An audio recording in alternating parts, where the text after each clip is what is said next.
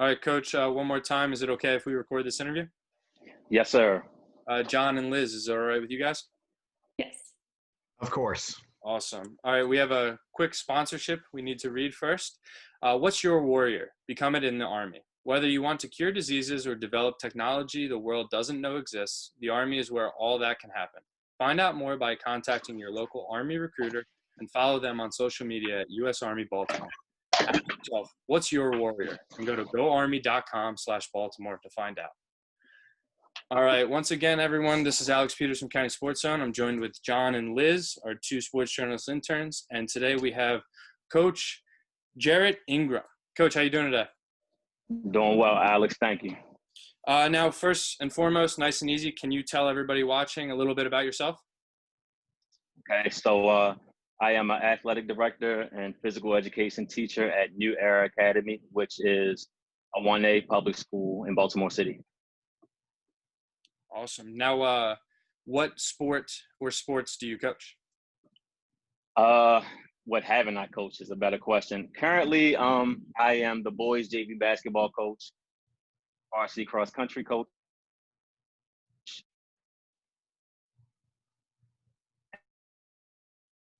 and I just admit and just try to pull in more. So,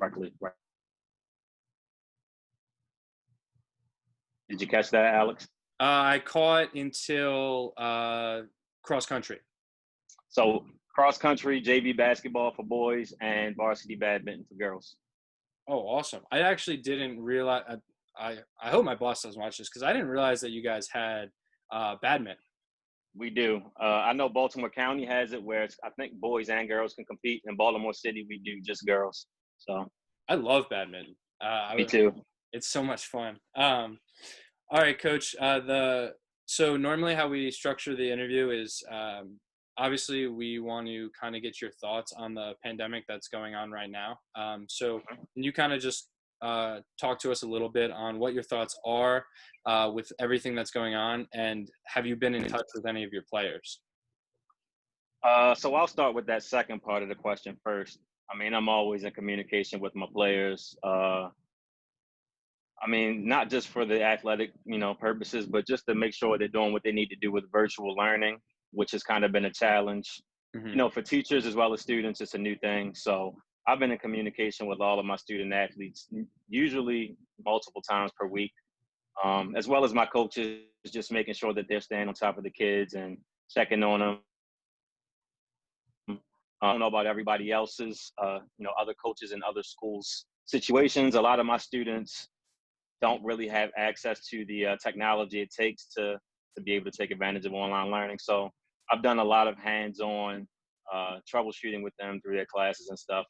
And also just, making sure that they're good, their families are good, they have what they need to, just survive and thrive during this time. So, and then as far as the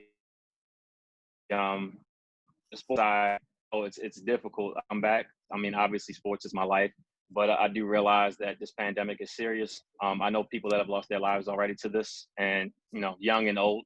So I think that we really have to be careful with how we bring things back, which the state seems to take that stance as well. So I would love to come back like full blown, full blast, but I would personally need some reassurances that some proper protocols are in place to come back and to be healthy and safe for everybody. Absolutely. And I think that's the biggest thing is, we want to focus on safety first. We don't want to rush things back and put lives in jeopardy, really. Right. And I think that kind of leads into our next question. And this is not a fair question. All right. I want to preface it by saying that. But the goal of our question here is we're trying to talk to as many coaches as possible. And what we're trying to do is get as many different ideas as possible. So with that being said, the question is, if we put you in charge of handling coming back to school and starting sports back up, what are some things how would you handle that? What are some things that maybe you would want to see happen? Again, I understand it's not a fair question. But like I said, maybe somebody watches this and they say, oh, I didn't think about that. And then that ends up happening. Well, I wouldn't say it's not a fair question. It's definitely a loaded and multifaceted question.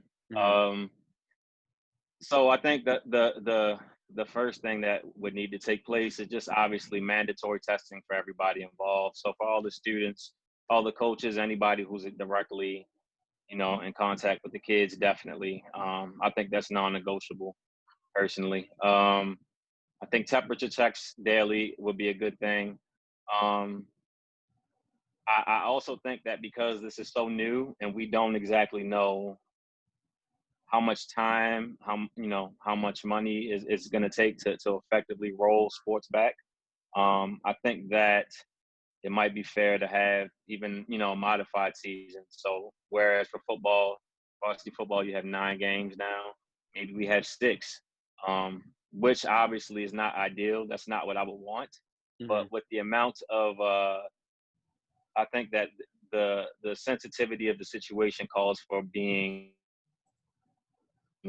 very meticulous and very um, just very cautious with how we come back. I don't think we could just come back.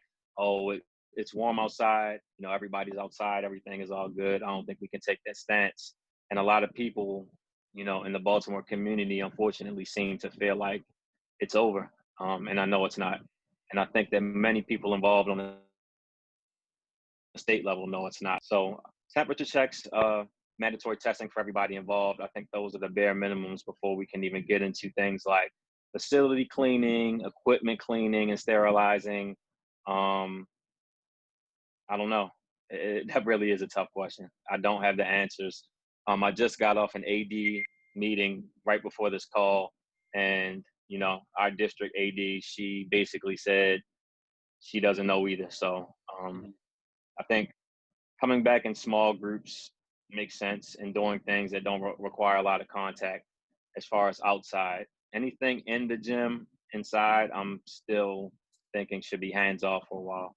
And I agree. I think that, and like I said, we don't expect anyone to have all the answers, just simply because no one has the answer. Right. But I think this is actually the first time that we've heard mandatory testing, mandatory temperature checks, which is odd to me because that, I agree, is the bare minimum that we would need. Mhm. Just to kind of get your thoughts, would you? I don't know how this would certainly go over, but I think there's a possibility, or at least a way that it could be done, in terms of bringing sports back, in only bringing sports back that are non-contact. So, as you said, you're the cross country coach. I think cross country is a sport that could easily be brought back safely in terms of actually socially distancing themselves. Um, Now, Mhm. can you kind of speak to, correct me if I'm wrong, I miswrote it somewhere. You're also the AD, the assistant AD? No, I'm the AD of the school. I'm the only one, so I'm Okay, the head yeah. AD.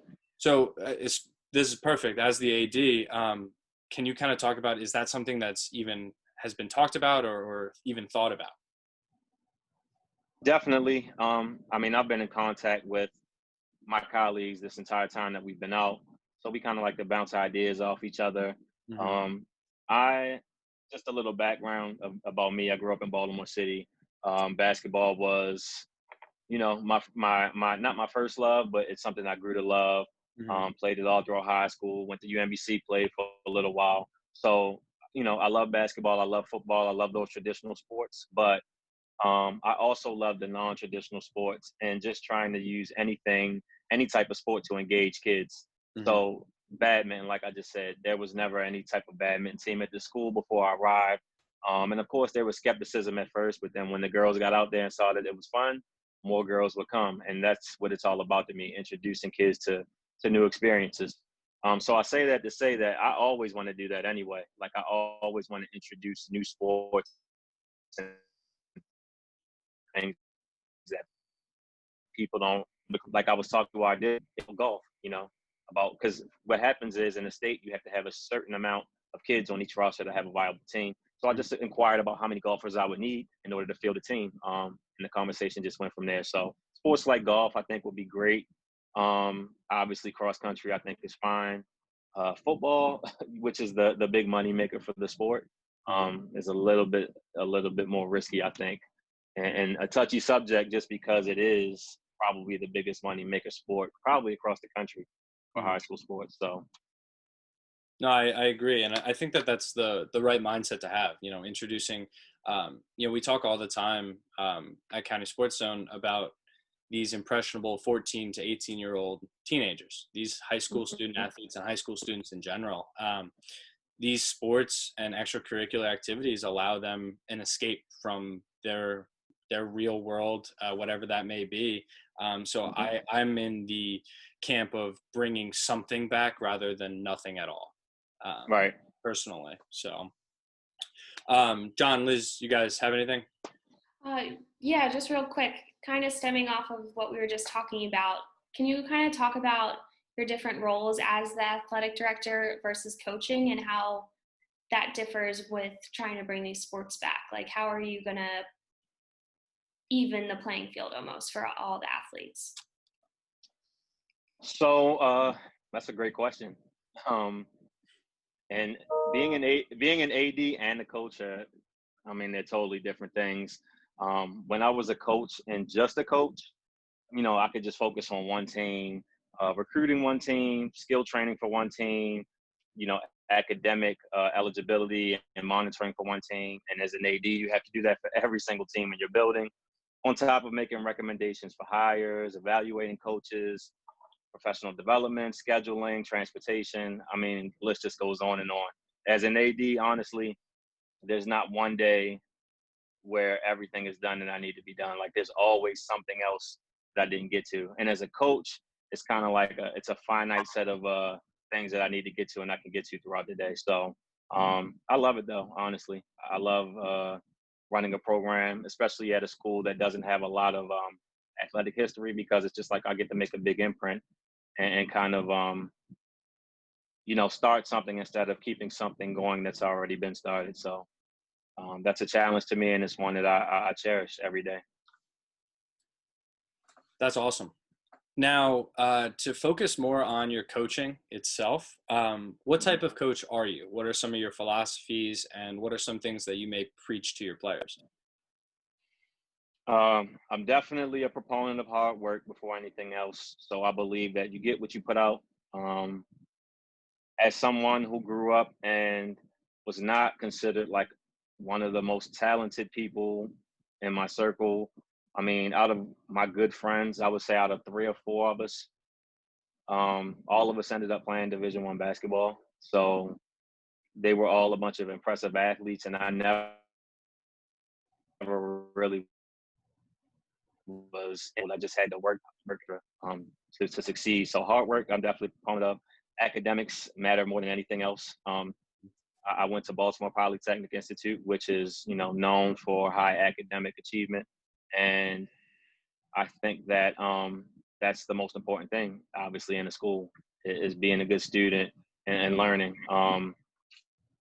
As a coach, I would say it depends. It really depends on what team I'm coaching. So when I'm coaching badminton, right, it's competitive, but it's also more of like a fun sport, right? So a lot of girls come out not because they're trying to win per se, but they want to be active. They want to do something with their friends. So even though I'm obviously teaching them skills and things that they need to know, there's not a lot of pressure. So I don't have to be, the rah-rah fiery type of coach. Now, if we're coaching basketball, which is something like I consider myself close to an expert in, I'm high demanding. I'm a big proponent also of communication, which I think is a skill a lot of kids don't realize they need until they become an adult.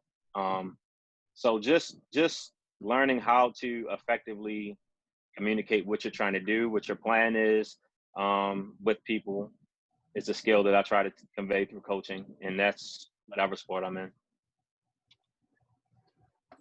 I definitely agree with you. I think that communication is a thing that the earlier you can learn how to communicate efficiently and effectively, the more successful you are. And that can be in sports, that can be in life.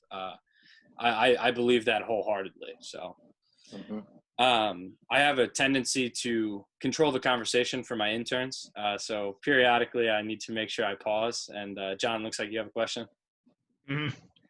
Coach, you were talking about making sure academics are good. How do you get that message across to your players that academics are just important, if not even more important than the athletic side of it? How do you make sure that they get that message? Um, so obviously there are eligibility requirements. So that, that being said, if they don't do what they need to do at least a degree, it won't be. I grades every single day. We have things in place such as study hall. We have academic monitoring from a few different teachers in the building.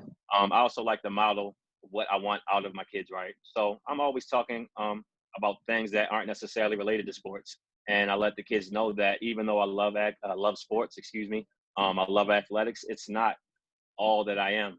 I read up on current events. I'm a big history buff. I'm a lifelong learner. I actually just got accepted into a program at Towson for a transformational leadership master's, where I qualified as one of 20 people in the district, full scholarship and everything. And I'm more proud of that than pretty much, any of my athletic achievements. So, yeah, academics matter to me, and it can take you very, very far. I mean, we all know there'll be Yeah, we maybe sure 1% do. of kids who play high school sports. I'm sorry, can you hear me? Mm-hmm. Hmm. Okay. There'll be less than 1% of kids who play high school sports who go on to become pros and make money off of it. So Mm-hmm. I always preach, use the sport. Don't let it use you. Don't get caught up in the hype. Use this time while you have it to further your education, and use the lessons that you learn in athletics to translate into academic success. It's the same thing. You practice 3 hours a day, work on skills. You have to practice with academics. Same exact thing. Coach, before we go any further, congratulations. That sounds like a great opportunity, and I'm excited to see how you're able to help convert the skills and the knowledge you learned from that program to New Era Academy.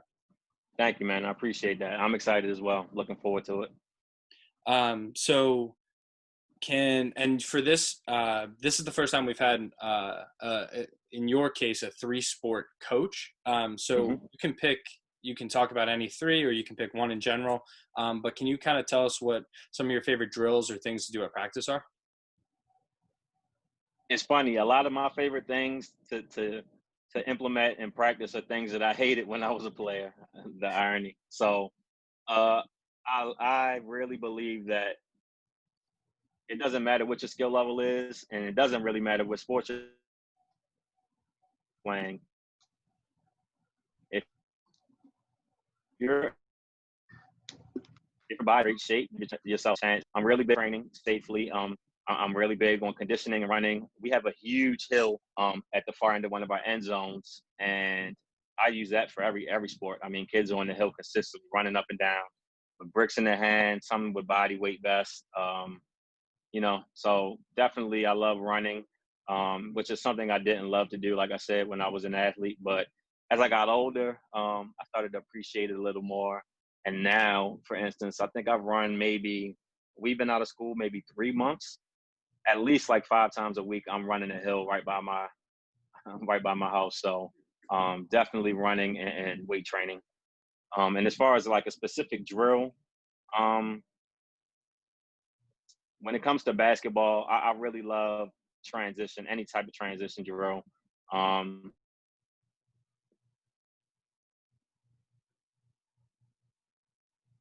we to basketball.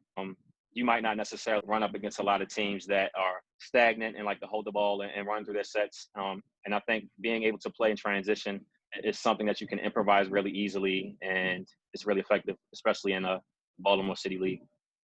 Absolutely. And I think that especially with transition in basketball, it's has to be one of the most unpredictable things in terms of numbers and who's there, drive, whether you're on defense or offense, who's there. And I think that breeds into even more conditioning for the guys.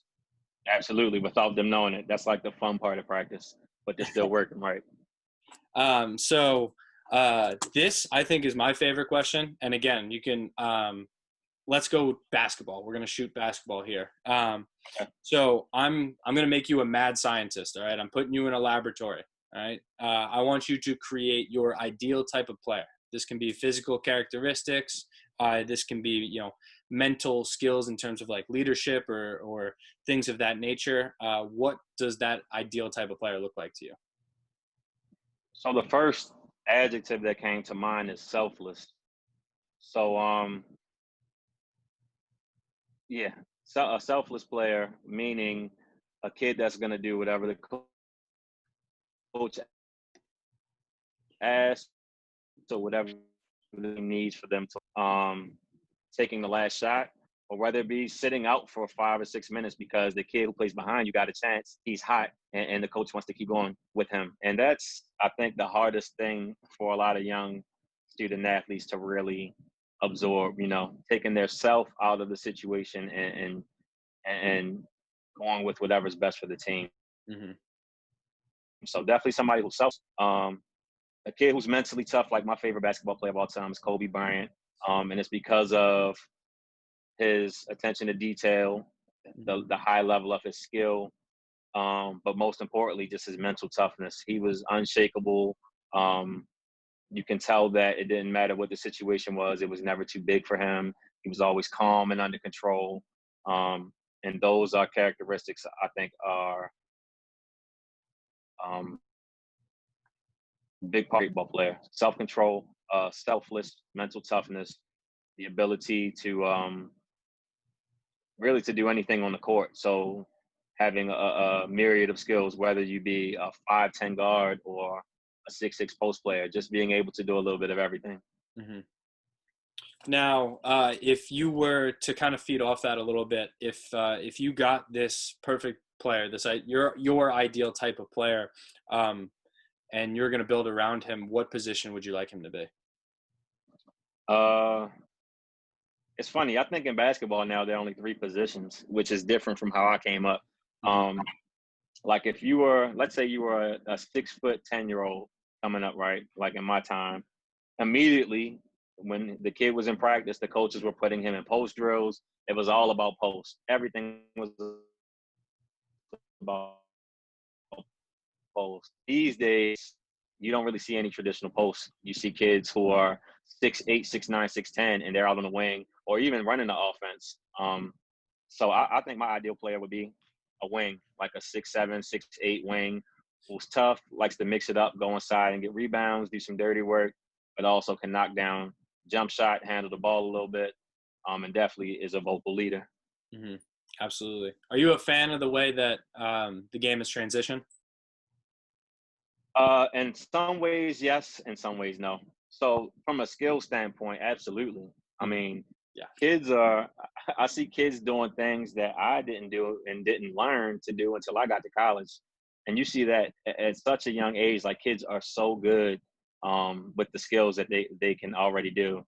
The downside to that, I think, one is that the kids who are that skilled, they are always told how good they are. And so eventually not working so hard because they've always been so good, and it eventually catches up to them. They might meet a kid that's not that good, that's not that skilled, was not privileged enough to, play AAU or get skills training, which is really, I'm describing my players right now. Basically, I have a lot of kids who they don't play AAU, they don't do a lot of skill training outside of us, and so, but what they do have is they have that hunger, they have that dog inside of them, and they just want to win, however they can. So I think that the high skill level is a great thing, but then I also think that, and it's not just the fact that the kids have the high skill level. I think that a lot of adults around some of the kids kind of give, I will just say, poor messaging, and it just kind of leads into kids not really meeting their potential, which is a sad thing. I've seen it time and time again. But also coming from Baltimore, I've seen so many kids, and I kind of identify as one of them who nobody really thought was any good, and then they end up being, excellent. So, absolutely. I only have one more question for you, Liz and John. Do you guys have anything before? I did, real quick. John, did you have any? If you want to go first. Go ahead. Okay. So you said earlier you're a huge current events reader. in terms of the protest and the Black Lives Movement, what have you communicated to either your department, your students, or across the district with what's going on? It's a great question. I actually was on a Zoom call with a bunch of my student athletes and coaches yesterday. Um, and it was kind of like an open forum. So I think personally, what I think about the protests, um, I think that it's needed. I think that obviously everybody has a right to speak up and give their opinion. Um, I think that as long as it's done in a safe manner and it's done in a manner that represents a person as an individual and not as part of any organization, I think it's okay. So, for instance, I asked if any kids had gone out to protest. Like 5 or 6 students said that they had been out downtown at different protests and whatnot.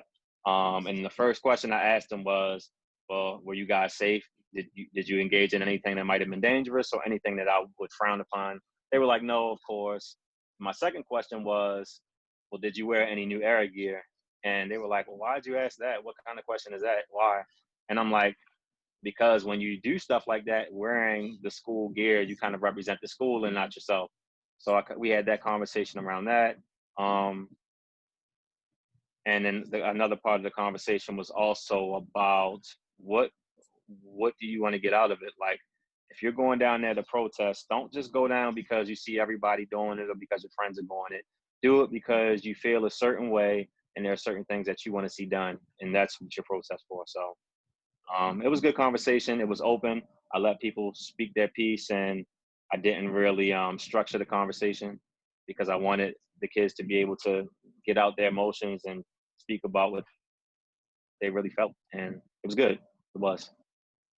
I think that's great, especially for being so young. It's important for them to be able to, like you said earlier, you want them to be able to communicate, and that's a great way to do it for such a big topic that's happening right now.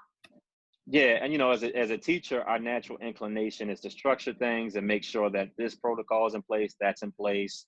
And for a situation like this, I think that you kind of have to throw those things out the window to a degree, and let kids really fully express themselves. I mean, there was a bunch of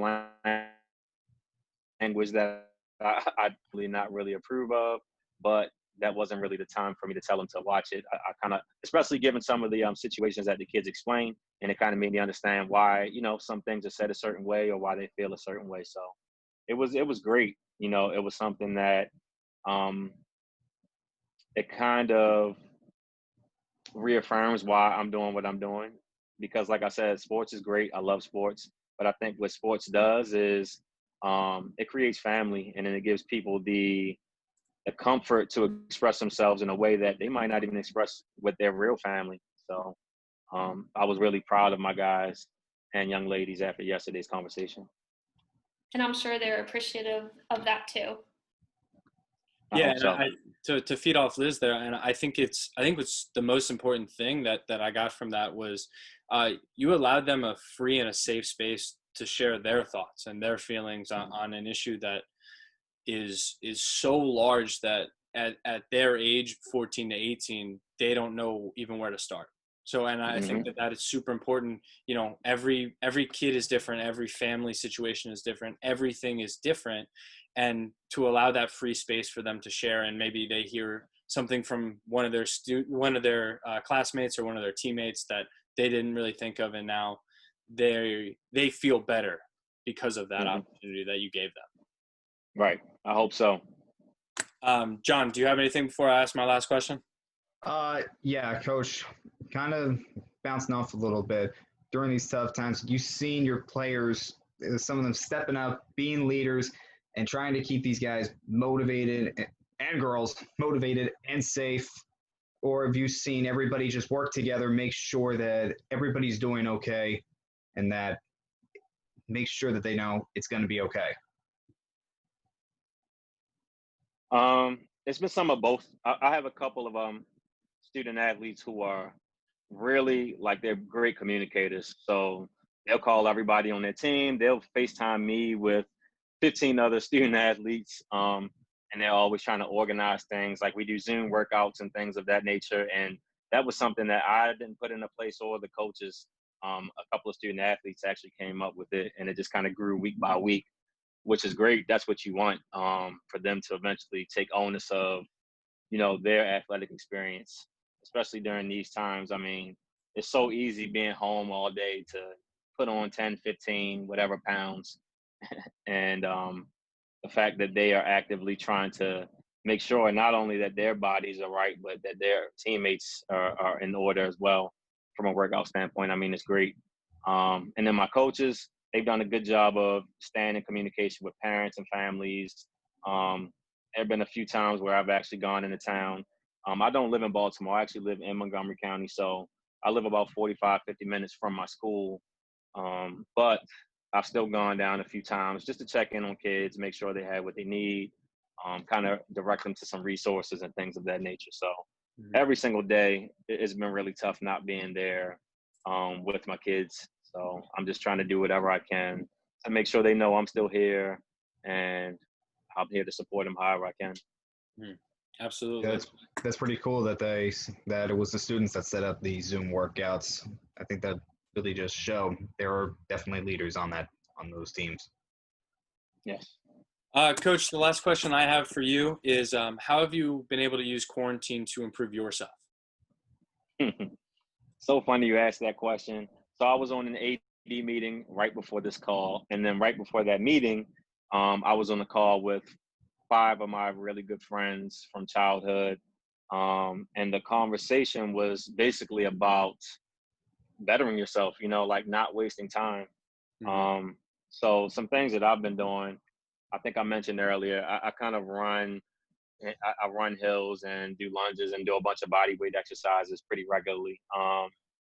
And that's something that I really didn't used to do. I would just go to the weight room and, do your typical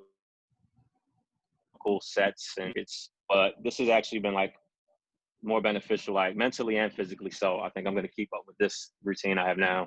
Like I said, I got into that program. I just found out about it like the week that we went into quarantine. So I applied, did everything I needed to do, and got accepted. Just found out. I've done a bunch of professional development, taking leadership training courses through the National Federation of High School Coaches website.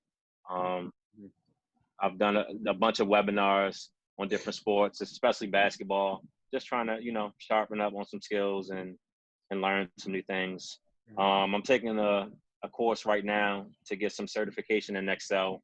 I absolutely hate working with spreadsheets and things of that nature, but I figured now is as good a time as any to kind of get fluid with those skills. So I've been doing a bunch of things for personal development, and then just making sure my kids are good. I mean, I have 4 children of my own.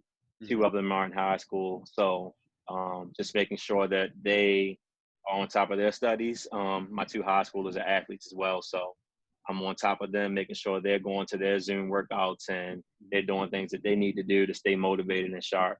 So yeah, it's been a oddly satisfying experience. Like from a personal standpoint, it's been great, but I still really just miss being at school and being around my students and getting to interact with them face to face every day.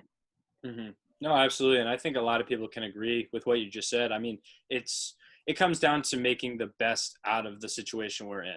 And it sounds like you've been able to do that thus far. And hopefully it doesn't have to continue for very much longer. But right. Obviously, we're taking it day by day, week by week, hopefully not month by month but at this point. Yes. But we'll see what happens. I don't have anything else. Liz and John, do you have anything? That's No, it. you guys good? Coach, do you have anything for us? I don't. I appreciate the call. Thank you so much. Yeah, thank you so much for joining us. We want to make sure that you, your family, and all your students at New Era Academy stay safe, stay healthy, and hopefully we'll see you guys in the fall. Great. I appreciate it. You guys stay safe. Thank you. Take care. Take care.